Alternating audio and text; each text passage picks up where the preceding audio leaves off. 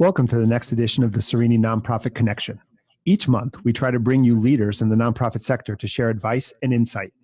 Today, we have Long Island's premier nonprofit attorney, David Goldstein of Certilman, Balin, Adler, and Hyman, LLP. David, welcome. Thank you. Thanks for having me. Thanks for being here. Before we get started, maybe you can talk a little bit about how you work with the nonprofit sector and what you do for the sector? Sure. Well, let me kind of go all the way back to my somewhat humble beginnings in the nonprofit sector. Back in the day, I thought you were going to go even further that when you were a small child. Yeah, well, I won't go that far back. My humble beginnings in the nonprofit sector were not when I was a small child. It was somewhat later than that. I was a corporate and business lawyer at a large firm in New York City, and I got asked to serve on a nonprofit board. And I started asking questions. Once I accepted, I asked questions of the chair of the board. I asked questions of the executive director. And when neither of them had answers, they called in their outside counsel, and he didn't have answers either. And so had to kind of figure it out for myself. And, many years later, here I am. My entire practice is representing nonprofits, tax-exempt, and religious organizations. That's all I do. Okay. And I'm the chair of the State Bar Association Committee on Nonprofit Corporations. And my firm, Certilman, Balin, Adler, and Hyman, with offices in East Meadow and Hauppauge, has 15 different practice groups. So we are able to service our nonprofit clients, not just in the areas of governance and commercial agreements and transactions, but in a variety of practice areas, including employment law, which comes up a lot for my nonprofit clients, and real estate and trust and estates. So my focus is corporate and governance matters for nonprofits and commercial matters as well. But we have resources so that we're able to service our clients in a wide variety of areas. I think it pretty comes down to the fact that a nonprofit is a business just like any other business, and a nonprofit's going to need the same legal services that any other business is going to need. They're going to be facing the same issues. Again, the one unique part, as you said, is that whole corporate governance area, and you are the guru of corporate governance. So there's been a lot of horror stories out there, and I know we've worked on some together. When it comes to governance, what do you think are the keys to being effective in the corporate governance area, and what's the secret ingredient to get it right? I think that's a good way to think about it, and I appreciate that nice intro into corporate governance. And it is, I think, for me, I feel it's important to be the guru of something that's so significant, and governance is tremendously important for nonprofits. And you're right. We've seen, we read about, we hear about lots of horror stories. Really, what I view as the key and the secret ingredient, so to speak, is understanding that everyone who accepts a position on a nonprofit board has legal duties, which are referred to as fiduciary duties. Okay. And I think everything flows from that. That really is a key. Once you realize that you've got fiduciary duties, it becomes a lot easier to dig down and make sure that you understand what they are, and then that you comply with them. And really, so it all flows from that fundamental recognition that I'm on a board now, I've got legal responsibility. And the other piece that sometimes comes as an unwelcome surprise, but better understand it at the outset, is with those responsibilities comes the potential of breach of duty and personal liability to directors, which is something that happens all too often, and something we work very hard to make sure it doesn't happen to our clients. And again, what the best defense against that kind of vulnerability is understanding what A, that you have duties, and B, what they are. And if it's okay, I was going to say, so the two questions that come to mind there, first one is, what are the duties that they have? And second is, there is a certain level of risk, as you mentioned. So what is that risk, and what can a board member do to mitigate that risk? So let's start with what the duties are. There are three fundamental legal duties under New York law that a nonprofit director and officer has. It's the duty of care, the duty of loyalty, and the duty of obedience. The duty of care is kind of what it sounds like. You have to be careful. It's really the oversight function, and the legal formulation is that a director has a responsibility to act like an ordinarily prudent person would in like circumstances. Okay. That's oversight. and diligence. The duty of loyalty is also what it sounds like. You've got to have an undivided loyalty to the organization. You got to put the organization first, not your personal or family interests. And so that's where the conflict of interest comes into play. That's sort of the basis of the regulation in the areas of conflict of interest, related party transaction, and self-dealing. And then the third is the duty of obedience. And people are sometimes confused by that because that doesn't exist. The first two duties exist in the corporate and business world. The duty of obedience is strictly relevant in the nonprofit world, and it's kind of related to the duty of care. Basically, there too, it is what it sounds like. You've got a responsibility to obey the law, and before you obey it, you have to know it. So that's a handful. And you've also got to know and obey your internal corporate documents as well. So you breach those duties, you have potential personal liability as a director. And how do you mitigate that? One way, and it's really important, and it's low-hanging fruit, and every nonprofit board should have this: directors and officers liability insurance. That's really important. That for sure is not going to save you or cover you in every circumstance, but it provides significant protection. And the most important safeguard against breach of duty and personal liability is what we're just talking about, which is knowing your duties, understanding them, and working hard to comply with them. So every time you talk, I have more and more questions that pop up. So I guess the next question I have is, when we talk about laws, and you said you have to understand the laws and you have to comply with the laws, where are those laws codified? Is there an easy place for a board member to go and look at this? Is there an easy place for them to go? So if you've ever spent time reading through laws, they're not the clearest and most understandable and digestible thing for even for lawyers. Well, it's great bedtime reading, right? Because it puts you to sleep in 3 seconds. I have that on, next to my bed before I go to sleep. Puts me right to sleep. So the main body of law that nonprofits are subject to is the not-for-profit corporation law in New York. And that has some of the strictest governance provisions in the whole country. New York is very proud of that, and it keeps us on our toes, to say the least. And that's the main body of law. And literally, if you're a New York nonprofit corporation, in most cases you're incorporated under that law, under the not-for-profit corporation law. But there are many other bodies of law that you're responsible for. And a good example is lobbying. Because that kind of demonstrates the multiple layers of laws and regulations that a nonprofit has to deal with. So nonprofits have regulations and laws that relate to lobbying on the federal level. They've got them on the state level, and very often they have them on the local level. And if you're a nonprofit board member, you need to be conversant with and obey all of those laws. Otherwise, you're breaching both your duty of care and your duty of obedience. So that's a handful. It's definitely eye-opening, and that kind of goes back to my origin story, because it was very eye-opening for me as a nonprofit director, because I thought, here I am doing good, and unfortunately, I hear this from clients sometimes when they retain me after something has gone wrong. They're quite shocked to find out that they are on the hook personally, because it's sort of counterintuitive. I'm here, I'm doing good. Not only am I giving of my time and my skill set, very often, if you're on a nonprofit board, you're a donor as well. And for all of that, I'm being sued, or there's threat of litigation, or there's an attorney general enforcement investigation. How could that be? But that's the way our system is set up. The buck stops with the directors. See, I've been telling all the nonprofits that you are a legal superhero, and you just reinforced that because you said you have an origin story. So that's awesome. Careful, I don't want it to go to my head. But I'll bring my cape next time.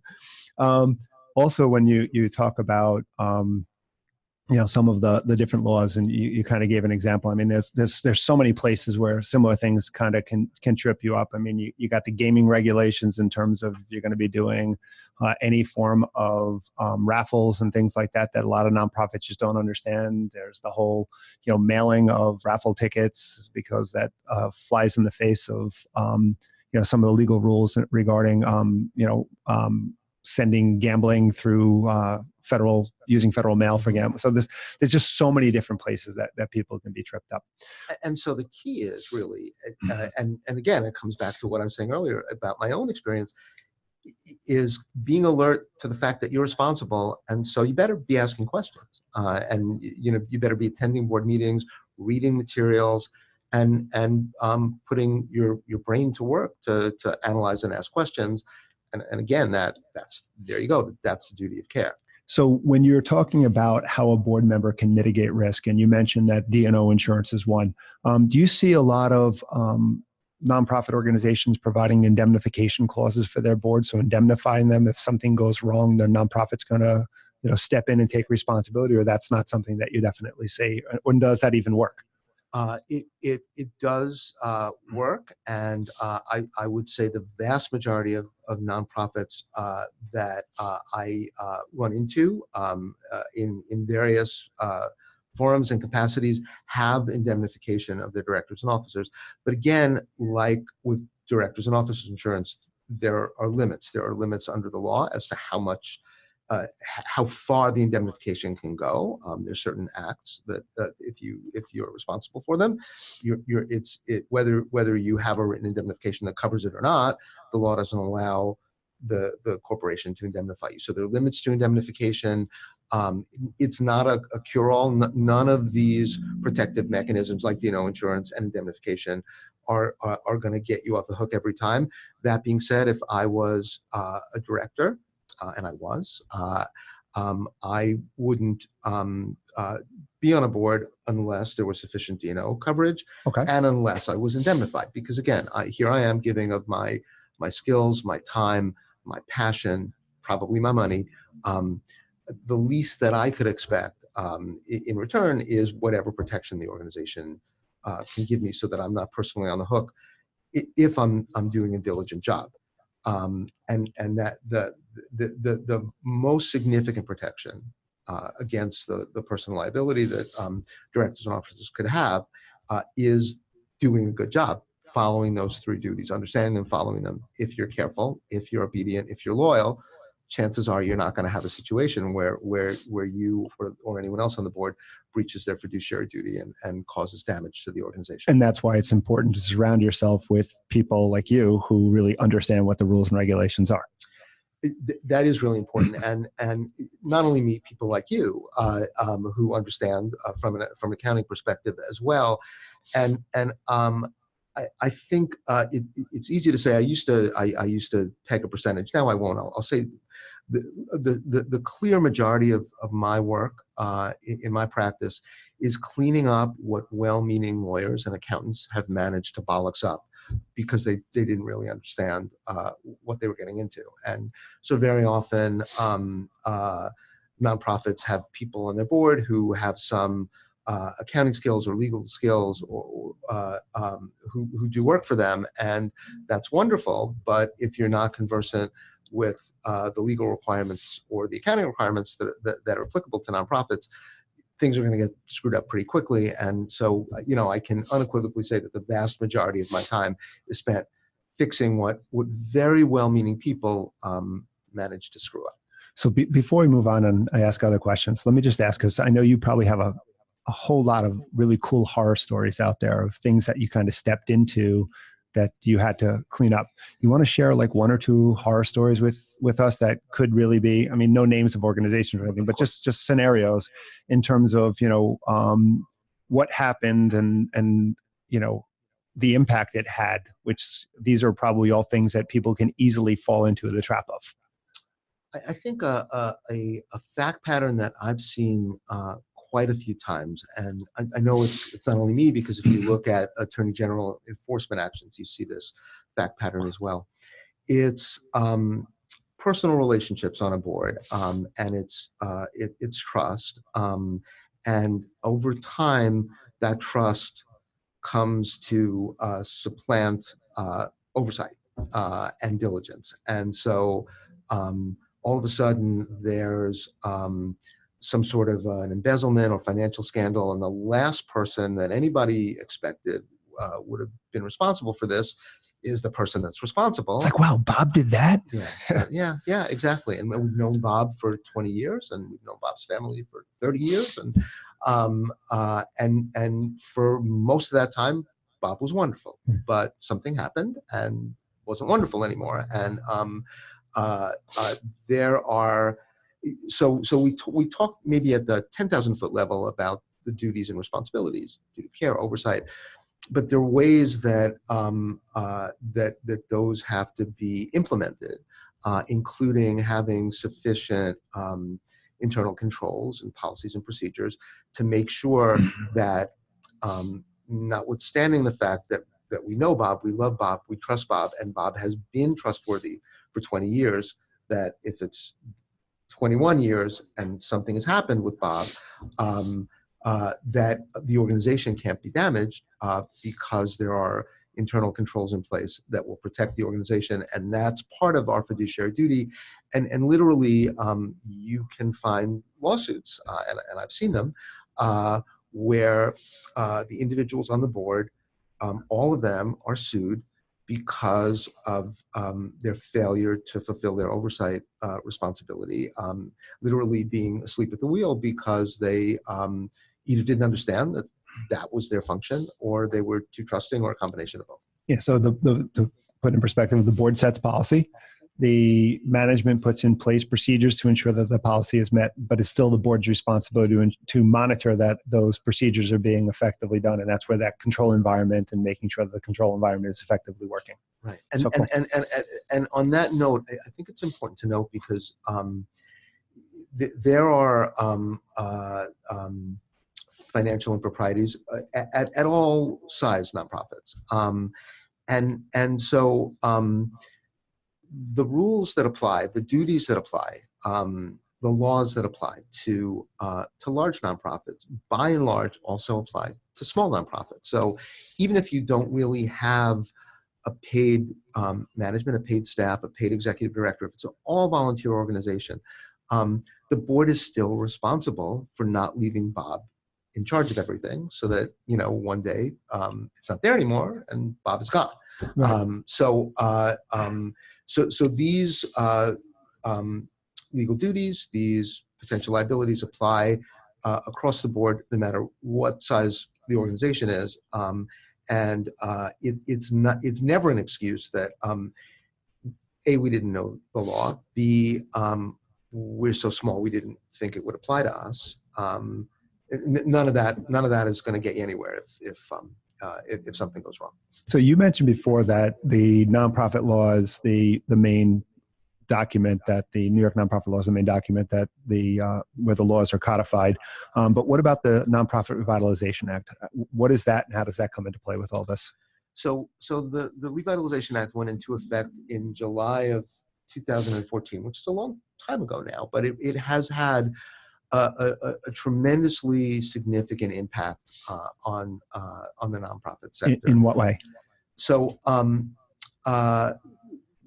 going back to the fundamentals, the Revitalization Act was a piece of legislation, but really all it was a series of amendments to the Nonprofit Corporation Law, which is the main body of law, and conveniently called the Revitalization Act. And what it did is it instituted reforms on three main tracks. And what we should preface this with is that the Not-for-Profit Corporation Law came into effect in around 1969, 1970, and had been tweaked since then, but only tweaked. There was never a significant overhaul. So this was, in 2013-14, the first significant overhaul of the Not-for-Profit Corporation Law in all those decades. And so there were three basic tracks that reforms were instituted on, and a couple of them were pretty rational and straightforward, and what you'd expect given the passage of time. So one of the tracks was, let's modernize the law. So it allowed nonprofits to make broader use of email, for instance, in terms of email notice of meetings, and also in terms of email unanimous consents. So that has had a significant and lasting impact on modernizing and making all of our lives easier and more efficient.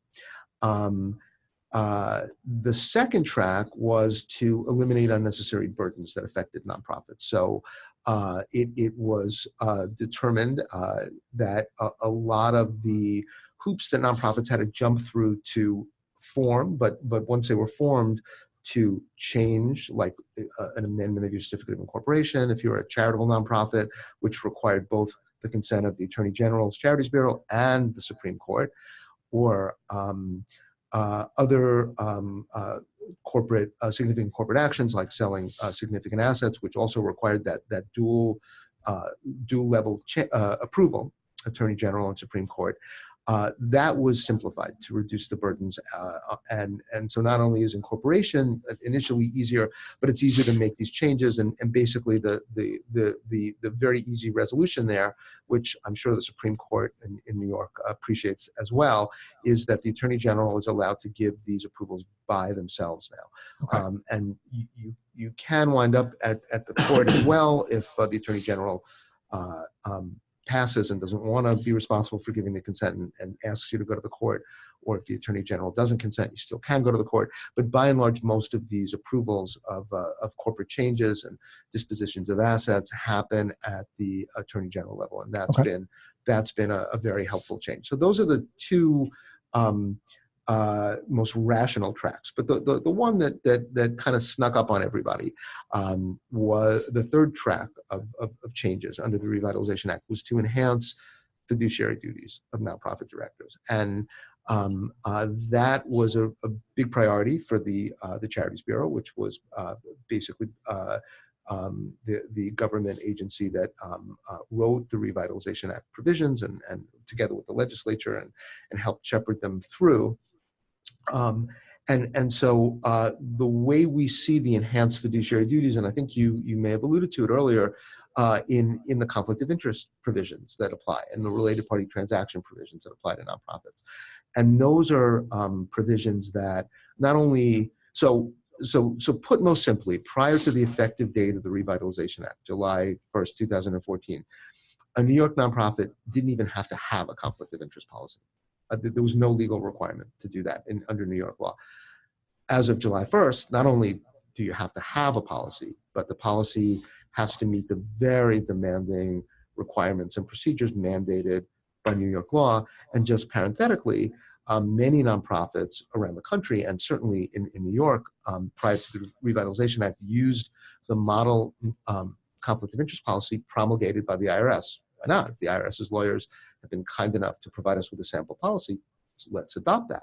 That doesn't work in New York. It doesn't come close to meeting the New York requirements. Okay. So if you're using that, you're breaching your fiduciary duty and violating New York law. So all of this now has been incorporated into New York law. All of these very rigorous procedures, and while there's a big focus on conflicts and related party transactions, they're not at all prohibited.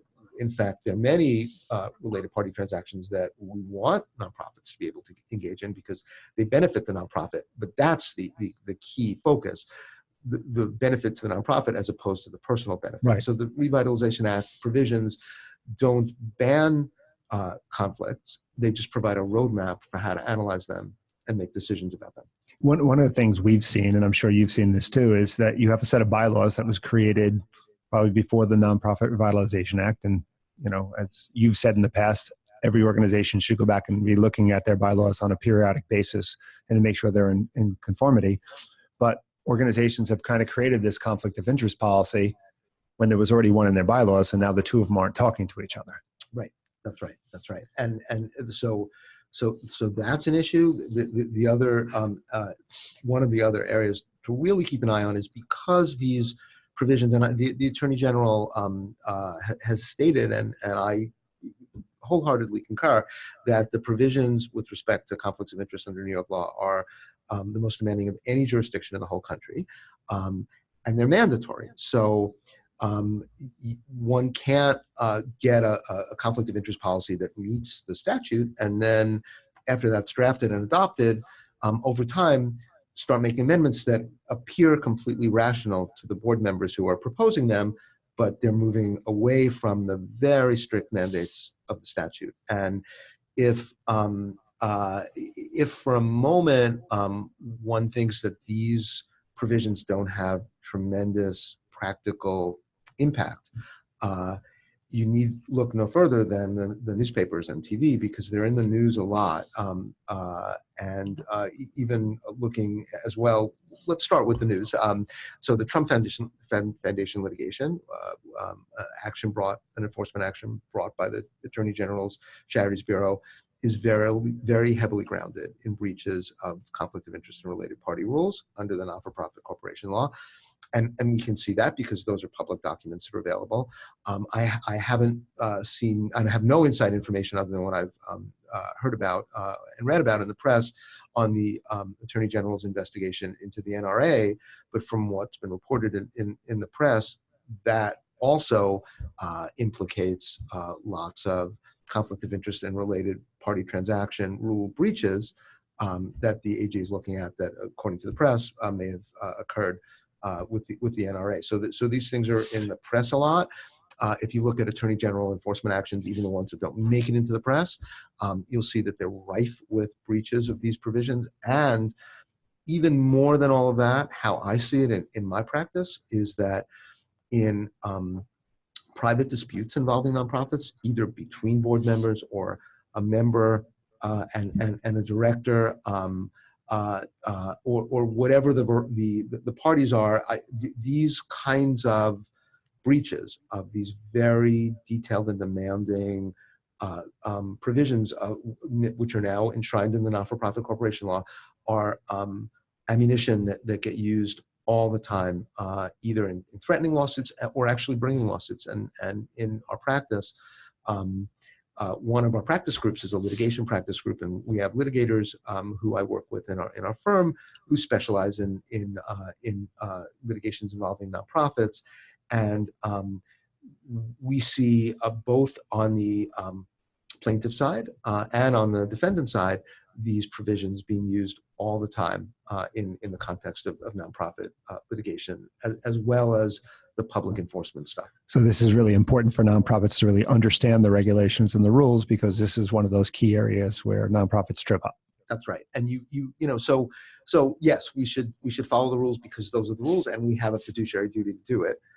But if that's not enough, we can wind up in some significant hot water with potential reputational damage to and more, and financial liability to the organization and to individual directors by breaching these provisions. So it's really, really important to have our arms around them and keep our eye on this ball at all times.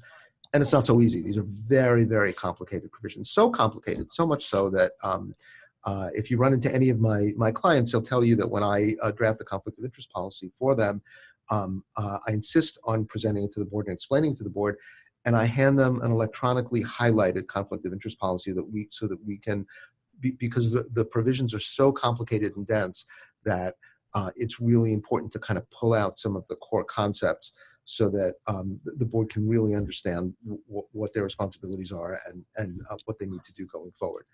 Okay, so let's switch gear a little bit. So nonprofits are required to have an annual meeting. What are some of the requirements that they're required to go over at these annual meetings? So an annual meeting has two core components, and those would be the same whether or not you've got a membership nonprofit or a board-only nonprofit. So the difference, just explain real quick. So in a board-only nonprofit, the board runs everything. There is no membership, and I guess the easiest way to think about membership is houses of worship, churches, synagogues have members, and when you have members, when you're a membership nonprofit, members have the right to vote and elect the board. When you're a board-only nonprofit, it's the board. It's what we call a self-perpetuating board. The board elects itself. Okay. But either way, what has to happen before the annual meeting is notice, and so that seems pretty straightforward. But people trip up just on the notice, and notice. There are many decisions, court decisions over time, that invalidate actions because of inadequate notice. That's pretty much a surefire way to have your corporate actions invalidated if the notice is inadequate. And there are a few ways the notice could be inadequate. One way is it doesn't comply with what you have in your bylaws in terms of what you're required to do for notice. And a common area where notice becomes an issue is how much notice do you have to give, or how do you have to give it? Do your bylaws mandate mailed notice and not give you the flexibility that the law gives you to have email notice? So that's something to look at, because there's no reason for your bylaws to force you to mail notice when you can now email it under the law. So that, and then timing of notice. So notice, if you've got members in addition to a board, the law says that no matter what your bylaws say, there has to be at least 10 days notice to the members of the meeting. So if you give less than that, then the meeting is going to be invalid because the notice was invalid. So starting out with, even before you have the meeting, your notice has to be carefully crafted. And then the two things that have to happen at the meeting are an election of directors. That's got to happen every year.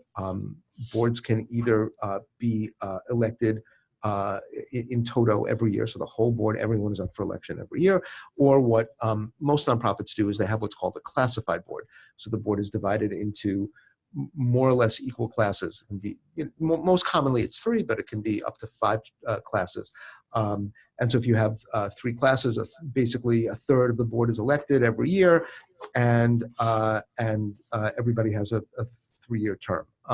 So that's how a classified board would be elected. So one way or another, whether it's a class of your board, a percentage of your board that's elected, or the whole board, you've got to have elections every year.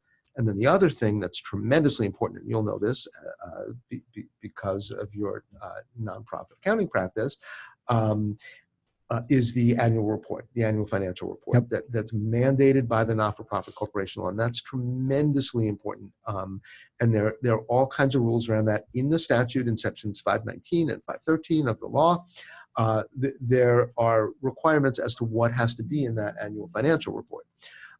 So that's very important. And then a lot of people miss, it's kind of buried in the provision in the law, there's a timing requirement. It says that the financial information in your annual financial report can't be more than 6 months old, which is why you may see, if you're watching, that I probably have bags under my eyes, because in May and June, I'm run ragged because all my clients have their annual meetings. Right, and you have to get trying to squeeze in their year-end 1231 financial information before it becomes stale for annual report purposes, because it's got to happen within 6 months of the date of the financial information. So those are the two main pieces of the annual report is really important from a fiduciary duty perspective, because it's the board fulfilling its disclosure requirement. And it's very important that those annual reports meet the requirements of the statute and be included in the annual meeting minutes, so there's a record that it happened. And the same with the election of the directors. You want, if there's ever a question as to the composition of the board and whether the board was properly composed and authorized to act on behalf of the organization, you'll be able to pull out your minutes and show, board did what they were supposed to do. That's right. And they were duly elected, and this is the legitimate board, and they had the authority to act on behalf of the organization. Right. I think we have a question. So there's going to be a voice from nowhere. Go ahead. We have a question on the webinar. They're asking if you can explain or clarify an organization that can have members who don't have guidance responsibilities. Okay. I'm sorry, governance. Okay, good. So that's a very good question, and and I glossed over it. I'm glad you pulled me back and made me go over it. So thank you to the questioner. So the good part about being a member is all the fiduciary duties that we spoke about that are so important and so potentially hazardous to directors. Members have none of that. Members have no fiduciary duty and no responsibility at all. So the members' governance role is very limited. It's limited to these things that happen at the annual meeting. And I should mention that this annual report, the members don't have to approve it or accept it or vote on it. They just have to receive it. So the board delivers literally to the members, here's our annual report, and discloses the basic financial information about the organization. It's the board that has the day-to-day governance responsibility, and the members are involved at this annual meeting level. So their main role is to elect the directors. And then under the law, there's certain very significant corporate decisions that if you've got members, they're required to approve. So if we've got a charitable corporation and we want to change our corporate purposes, maybe broaden what we're doing, it's not, and we have members, it's not enough for the board to approve that. The members have to do that too. So the members' role is basically to elect directors and to weigh in and approve or not these very significant corporate changes, but they don't have the day-to-day governance and oversight role or responsibility that the board has.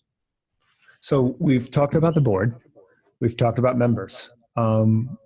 Let's focus a little on committees, because committees are often very important within the nonprofit sector.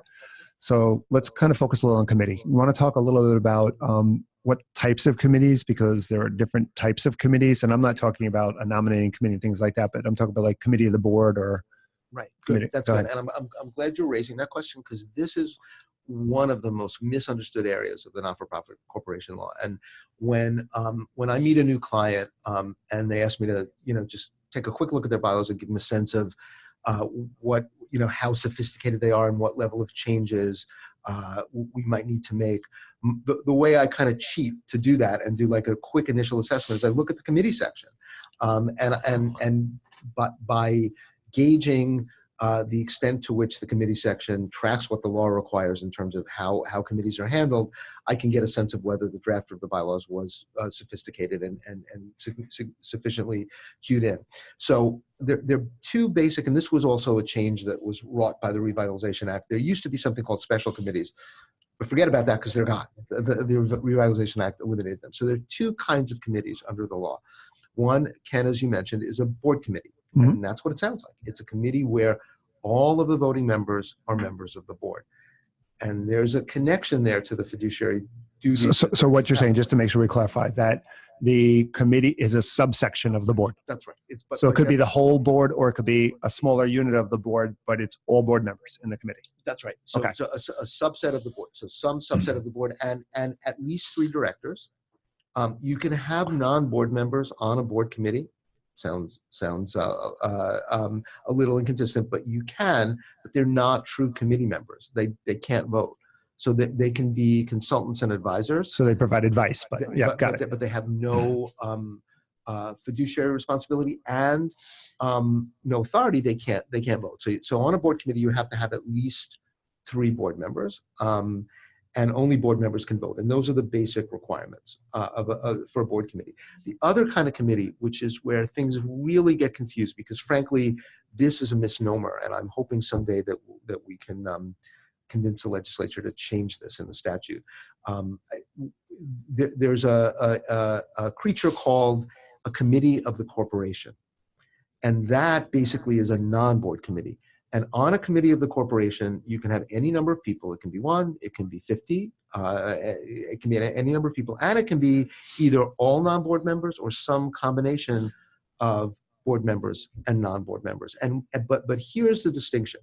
A committee of the corporation is only an advisory committee. It can only give advice. It can have no piece or slice at all of board authority.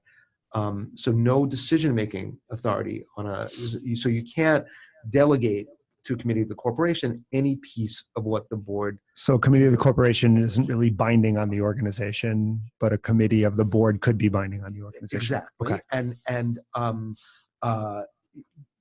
it's really important to understand that the board can't. So it's very easy for me to take a few people and say, okay, you're a committee of XYZ committee. You have this responsibility, even though you're not on the board. I've just given you, but that's completely inconsistent with the law and a breach of fiduciary duty.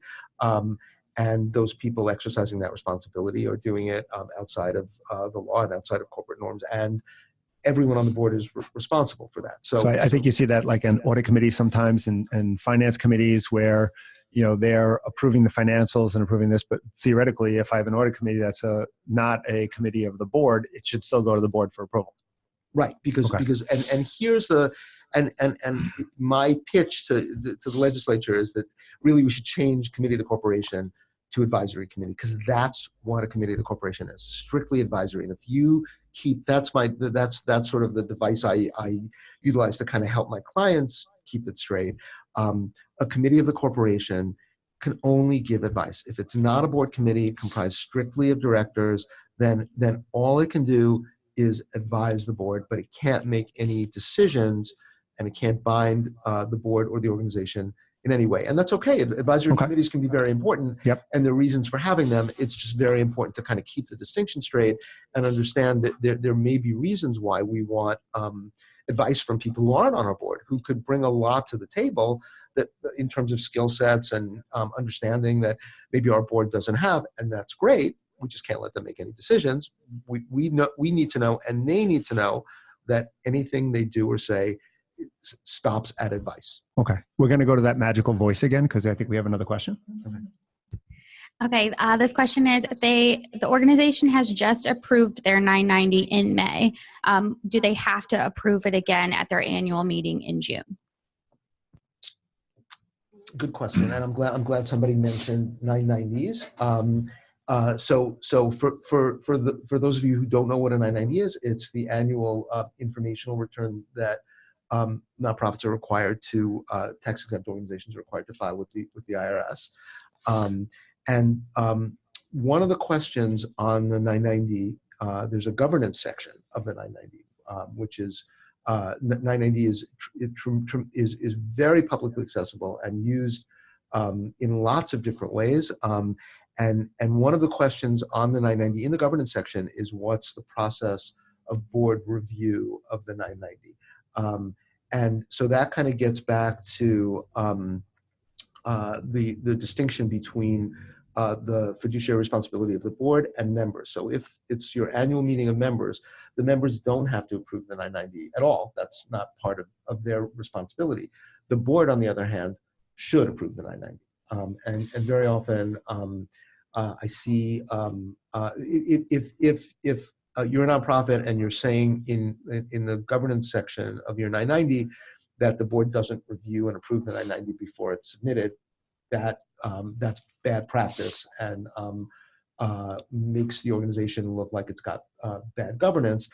If, on the other hand, you say that the board receives the 990, reviews it, meets and approves it before it's submitted, and that's not really what happens.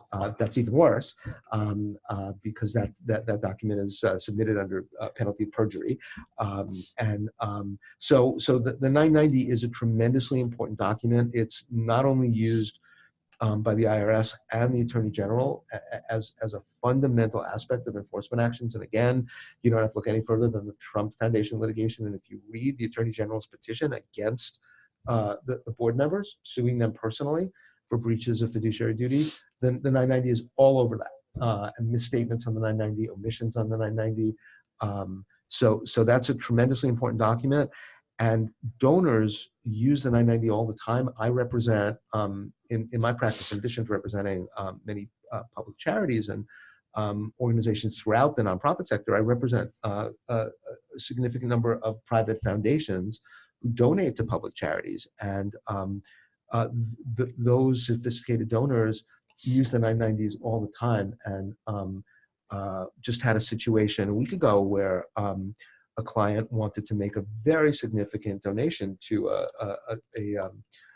501c3 and asked me to look at the 990, and I did. And based on the discrepancies that were obvious on the face of the 990 to me as a lawyer, the client decided not to make that very significant donation. So all of that happened in a way that was completely invisible to the unsuspecting nonprofit that is not governed properly and doesn't have sophisticated nonprofit accountants and sophisticated nonprofit lawyers and a board that's fulfilling its fiduciary duty. And so the 990 on its face is problematic, and donors look at that and don't donate without the nonprofit ever becoming aware that that's going on. I mean, the 990 is the most viewed document that nonprofits have. It's available on GuideStar. It's available on the State Attorney General's office website and everything else. So we're running low on time. So let me just kind of go through one last question. You talked about the need to review the 990, and that's a board responsibility. When we think about core governing documents, core governance documents, I should say, what are the core governance documents, and how often should those be reviewed by the board and the organization? That's a great and tremendously important question, and something that's very often overlooked in governance, and that's a good reason.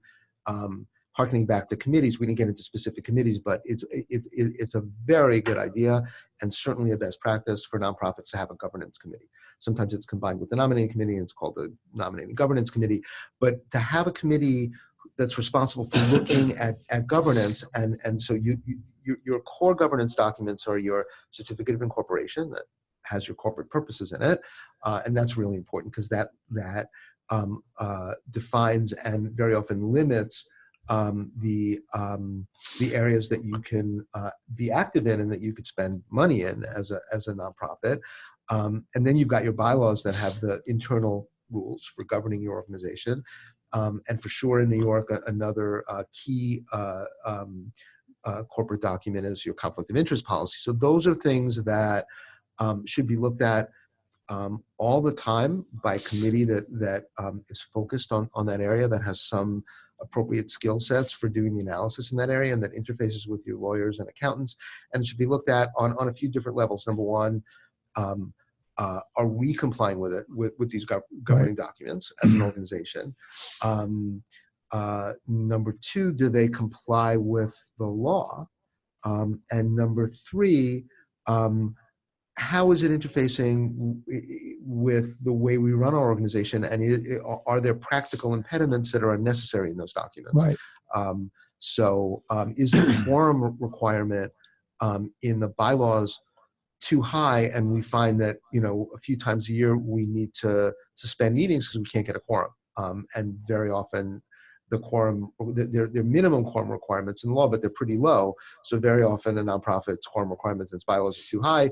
You can adjust that. So that's something the governance committee can look at. Right. Frequency of meetings. Are there provisions in our bylaws that require us to have meetings that are more frequent than we're actually doing? Yep. And there's no reason to do that, and to have a provision like that in your bylaws. So that's something that should certainly be adjusted, because if you've got a provision that says you're going to meet 8 times a year and you're meeting 6 times a year, then every single person on the board is breaching their fiduciary duty. What is best practice for a number of meetings? It depends on the size of the nonprofit and the level of activity and the scope of the activity. So some organizations, it's enough to meet once a quarter. Other organizations need to meet every other month, and some, depending on their activity, meet monthly or more than once a month. It's a size, scope, activity. So, David, I can tell you that we've been doing this as our 6th time doing it, and you now got your 3rd question. So I actually believe that your mother is actually watching this, and she's kind of hitting you up with questions. But we have a 3rd question for you, David. This is a follow-up question regarding the 990. The same person, she's asking. That's your mom. So the board approved the 990, which we use as our annual report. Should we have 2 different CPAs, one to prepare the financial audit and one to prepare the 990? I'll jump in on that one. That's fine. You're not required to have a separate accounting firm prepare the financial statements in the 990. If it's an organization that requires an audit, and that's an organization right now that's generating $750,000 or more in revenue, then the actual preparation of the 990 or the preparation of the financial statements are what's known as non-attest services. And the auditor has to do an assessment to see if the if they are independent, because they can't do those things. They can't do a non-attest service if they impair your independence. So you'd have to go back and see if the organization has the requisite skill levels within the organization to be able to take responsibility for those services. If they don't, then you can't have the same firm prepare the 990 and prepare the financial statements as audit them. If they do, someone within the organization, it could be someone at the board level, a volunteer, or whoever has the requisite knowledge, then the accounting firm can do it because it doesn't impair their independence. And apparently we have another question. Okay. Which is great. We're actually, it's funny because we've been doing these for an hour, and we actually tried to scale this one back down to 45 minutes because we wanted to make sure that people still had time to eat lunch for 15 minutes. But apparently nobody really wants to eat lunch. They want to hear you talk. So that's great. I'm glad to see that people are so excited about governance, and I'm not the only governance geek out there. Awesome. This is still another follow-up for the 990. this organization doesn't meet the requirement for 990, but many grantors want them. So it doesn't meet the requirement for a 990 or for an audit. So if it's they don't meet the requirement for a 990, which means that they're small, so they really only need a 990N or they need a 990EZ. But they're doing the 990 themselves. So if there's no audit requirement, then no, you don't have to have any separation between who prepares the 990 and who prepares the financial statements. She is clarifying, saying that she did mean audit, sorry, not 990. So, if you're looking at an audit requirement, then if they don't meet the criteria for having an audit, but a funder wants it, you have to make a business decision as to whether you're going to prepare the audit. Because right now, the only person who requires an audit from a legal perspective is the New York State Attorney General's office. If you're funded by New York State, and that's where that 750 limit comes from. It's not an IRS threshold. But if a funder wants an audit and you want their funding, then you have to decide whether you're actually going to pay for that audit, or you can try to negotiate with the funding source and say, hey, we aren't required to have an audit, so let's go for a review or something else. So at this point, it's 10 minutes to, so we're going to kind of wrap things up. So thank you, David. I mean, you definitely gave the people who are tuning in today a whole lot of information and a whole lot to think about. So that's awesome.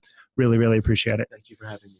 Okay, so tune in on June 20th when our guest will be John Miller from the Guide Dog Foundation and America's Vet Dogs. And he'll be talking to us a little bit about how do you value your brand, which I think is very important. If you like hearing about future podcasts and you have topics and things that you want to talk about or want us to talk about, let us know. I mean, this is really for you guys. So, the more you kind of communicate with us, the better job we can do. So thank you. And thanks a lot, David. Thank you.